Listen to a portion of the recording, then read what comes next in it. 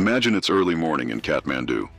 The sun just rising behind the Himalayan peaks when your phone buzzes. News alerts flood in. Gen Z protesters block roads. Army called in to restore order. Prime Minister under pressure. It's not social media drama. It's a movement. For many, it feels like the start of a new Nepal. Welcome to Safe Zone Analysis, where we don't sugarcoat. We don't sensationalize. We dig in because when corruption, economic hardship, and generational frustration combine, the results are never simple. And this wave of Gen Z protest might be among the most important things Nepal has faced in decades. Nepal's economy has been under strain, inflation climbing past 8%, job opportunities shrinking, especially for young people with university degrees, rising prices on fuel and food, coupled with reports of corruption in government contracts for infrastructure, earthquake recovery, and education, and these aren't rumors. Media outlets like The Guardian and Reuters have documented young people saying, "It's our turn now. We can't wait anymore." There are stories of fresh graduates lining up, chasing jobs abroad, seeing their parents take loans just to send them for further study. In Kathmandu yesterday, dozens of university students gathered in Polchok, chanting anti-corruption slogans, demanding transparency in public works, free student transport, better campus facilities, and a functioning local government. What started in Polchok quickly spread to Patan, Bhaktapur, Pokhara, youth-led sit-ins, road blockades, and organized marches. Many Gen Z protesters carried phones with cameras, live streaming their actions, sharing demands across digital platforms. Older politicians respond with cautious statements, promising investigations. But many youth say, "We've heard promises before." The police responded. Tear gas in Lalitpur, water cannons near Ratna Park. But the youth are persistent. They organize, they decentralize. No single leader, loosely networked student collectives coordinate via Telegram, TikTok, Instagram.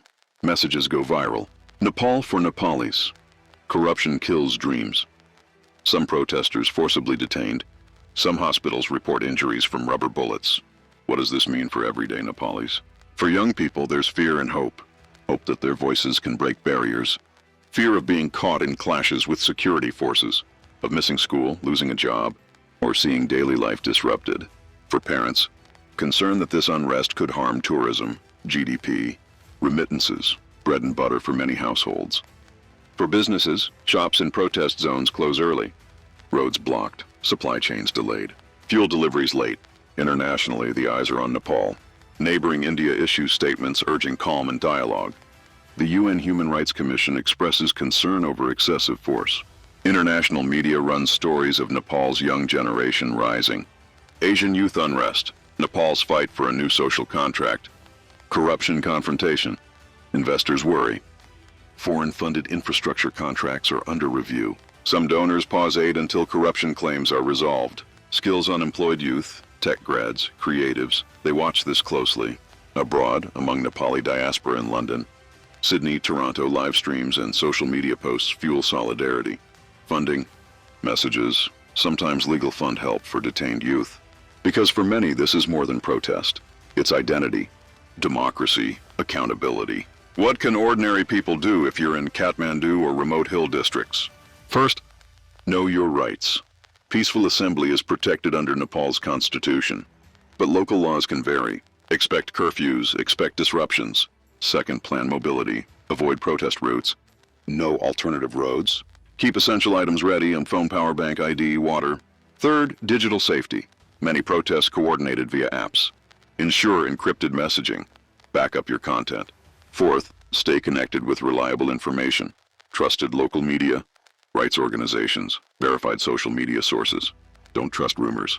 In the end, what Nepal's Gen Z strike is showing the world is that power isn't just in bodies in the streets. It's in ideas, in networks, in youth refusing to be sidelined. Markets may wobble, governments may promise investigations, arrests may happen, but voices cannot be unheard. This is Safe Zone Analysis, where we don't fear you. We tell you the truth because sometimes revolution begins with protest, sometimes with a promise. If this helped you understand what's happening in Nepal, subscribe, share, and stay aware, because this moment might define the generation to come.